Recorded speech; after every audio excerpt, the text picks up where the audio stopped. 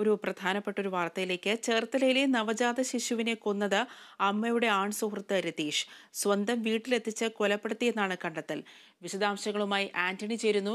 ആന്റണി, ഇന്നലെ വളരെയധികം ഞെട്ടിപ്പിക്കുന്ന ഒരു വാർത്തയായിരുന്നു വന്നത്. അതായത് ഒരു നവജാത ശിശുവാണ് കൊല്ലപ്പെട്ടിരിക്കുന്നത്. മാത്രമല്ല, അമ്മയുടെ ആൺസുഹൃത്താണ് ഇപ്പോൾ കൊന്നത് എന്നുള്ളൊരു വിവരമാണ് വന്നിരിക്കുന്നത്. എന്തെല്ലാമാണ് മറ്റു വിശദാംശങ്ങൾ?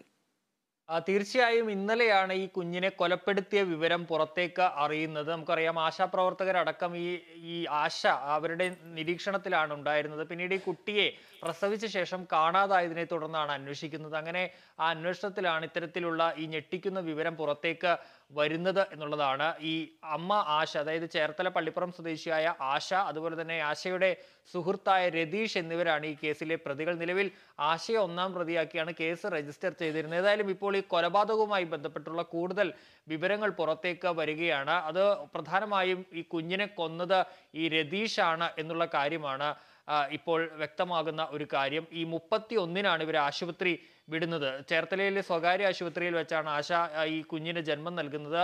കഴിഞ്ഞ 25-ന്. അതിനുശേഷം ഇവർ ആശുപത്രിയിലായിരുന്നു. അന്നൊക്കെ ഈ ആശയ്ക്ക് ഭർത്താവാണെന്ന വ്യാജേന കൂട്ടിരുന്നത് ഈ രതീഷാണ്. പിന്നീട് ഇവർ 31-ന് വീട്ടിലേക്ക് എത്തി.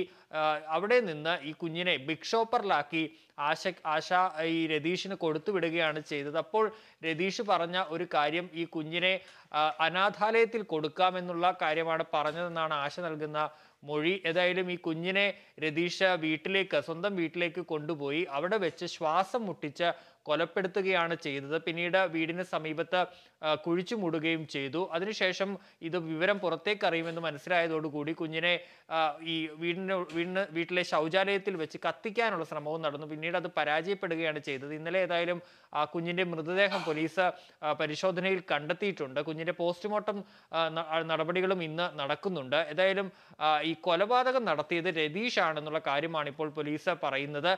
മാത്രമല്ല, ആശയുടെ മൊഴി കൂടുതലായി പുറത്തേക്ക് വന്ന ഒരു കാര്യം, ഈ കുഞ്ഞ് തൻ്റേതല്ലെന്ന് ഭർത്താവ് പറഞ്ഞു. ഈ കുഞ്ഞിനെ തനിക്ക് നോക്കാൻ താല്പര്യമില്ല എന്നും ഭർത്താവ് അറിയിച്ചു. ഇതേ തുടർന്നാണ് കുഞ്ഞിനെ കൊല്ലാനുള്ള നീക്കത്തിലേക്ക് കടന്നത്. ഇതനുസരിച്ചാണ് ബിഗ് ഷോപ്പറിലാക്കി ഈ രതീഷിന് 31-നാണ് ആശുപത്രി വിട്ടത്. അന്ന് രാത്രി തന്നെ ഈ ബിഗ് ഷോപ്പറിലാക്കി കുഞ്ഞിനെ രതീഷിന് കൊടുത്തു വിട്ടു. രതീഷ് അനാഥാലയത്തിൽ കൊടുക്കാമെന്ന് പറഞ്ഞു, പക്ഷേ കൊലപ്പെടുത്തി എന്നുള്ളതാണ് ഇപ്പോൾ കണ്ടെത്തിയിരിക്കുന്നത്. ചേർത്തലയിൽ നവജാത ശിശു കൊല്ലപ്പെട്ട സംഭവവുമായി ബന്ധപ്പെട്ട് നിർണായകമായ ഒരു വിവരമാണ് ഇപ്പോൾ പുറത്തു വന്നിരിക്കുന്നത്.